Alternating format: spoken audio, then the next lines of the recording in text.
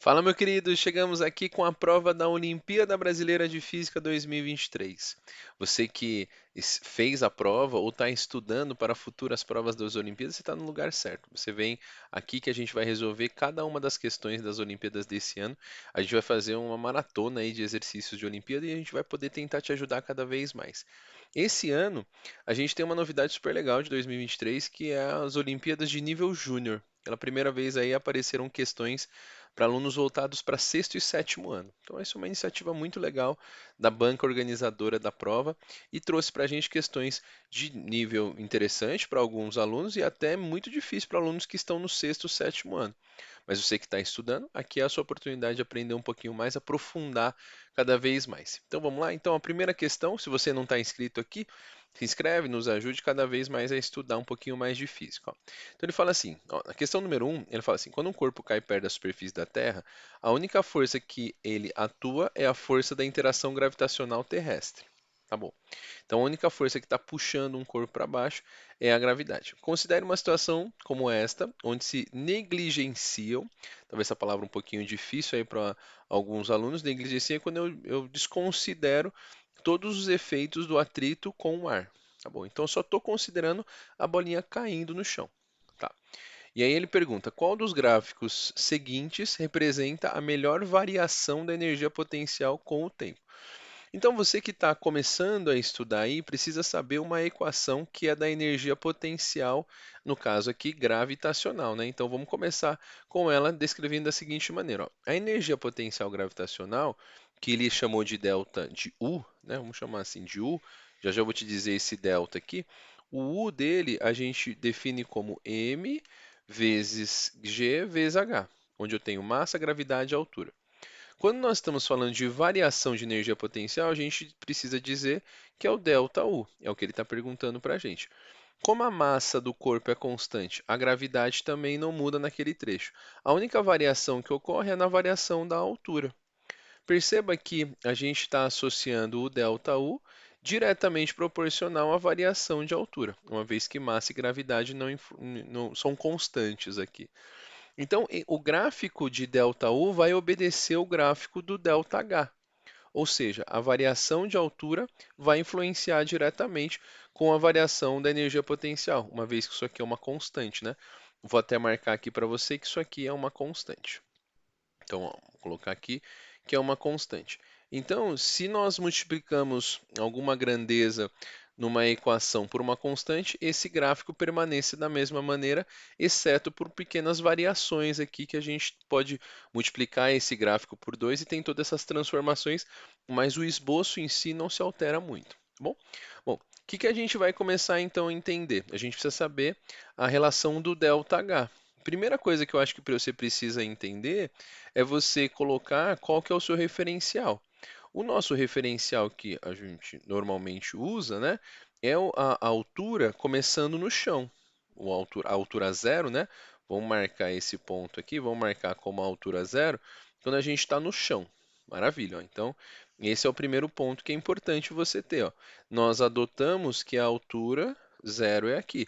E conforme a altura vai subindo, você indica como um referencial positivo para cima.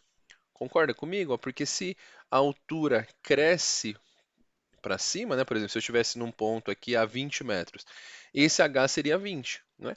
Então, o meu positivo, o meu referencial vai ser para cima. Beleza. Só que eu tenho um problemão aqui, né? Por quê? Problema não, né? Mas isso é diferente, né? A gravidade que a gente tem, se você soltar corpos aí, ele é puxado para baixo. Olha só o que temos aqui de problema, né? Essa altura e o referencial que eu adotei como positivo, a minha gravidade vai ser oposta a esse referencial.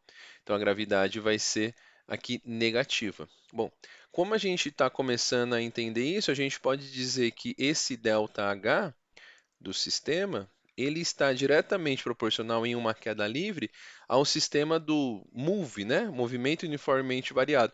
Se eu soltar uma bolinha aqui, ela cada vez mais vai ganhar velocidade e ela obedece uma equação que é dita do sorvetão.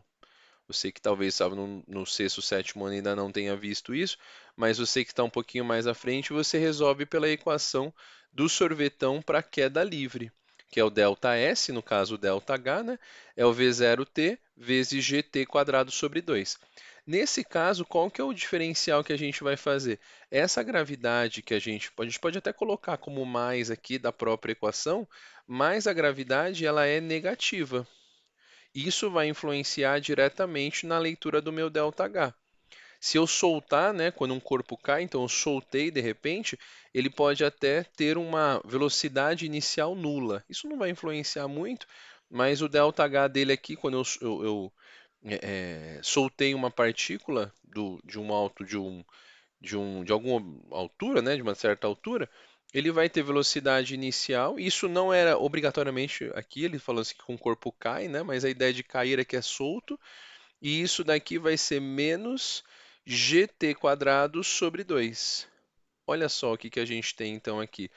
A gente tem uma grandeza que depende, o ΔH em relação à grandeza tempo, e veja que eu estou indo em função da grandeza tempo, porque em função de h aqui, a gente até poderia falar que era uma reta aqui crescente ou decrescente, isso pouco importa, mas o que vai influenciar para a gente é que a gente não quer a energia potencial em função da altura, e sim em função do tempo. Por isso que eu tive que recorrer às equações de segundo grau.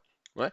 Então, quando a gente usa isso, vou até apagar aqui para não te confundir, a gente descobre que essa constante aqui, que está multiplicando o termo t quadrado, ela é negativa.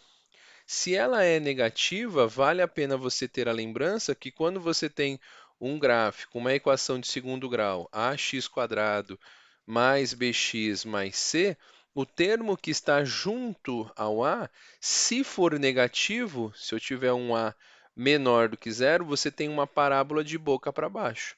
Se você tiver um a maior do que zero, você tem uma parábola de boca para cima.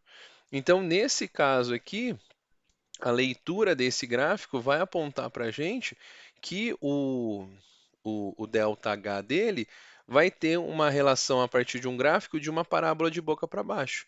Perceba que isso aqui é uma reta, está fora. Essa é uma parábola mais de boca para cima. Essa aqui é uma parábola de boca para baixo, então concavidade, né? Essa é uma reta e essa aqui é uma parábola de concavidade para cima ou de boca para cima. Então, a melhor das alternativas que nós encontramos é, com certeza, o gráfico C. Por que que é o gráfico C, né?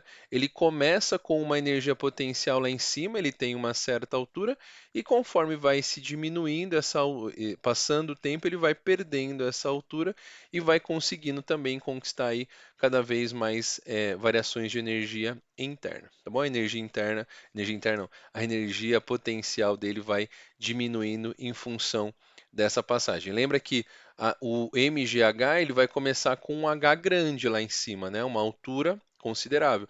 Quando ele chegar no solo, o H dele vai ser zero, logo a energia potencial vai ser zero, e em função do tempo, esse sistema obedece essa regrinha de que vai ter uma parábola de concavidade para baixo. Espero ter te ajudado, uma questãozinha bem interessante, mas de nível talvez para um sexto ou sétimo ano difícil para vocês, mas você que já está um pouquinho mais à frente na escola, já deve ter estudado esses temas de regra de segunda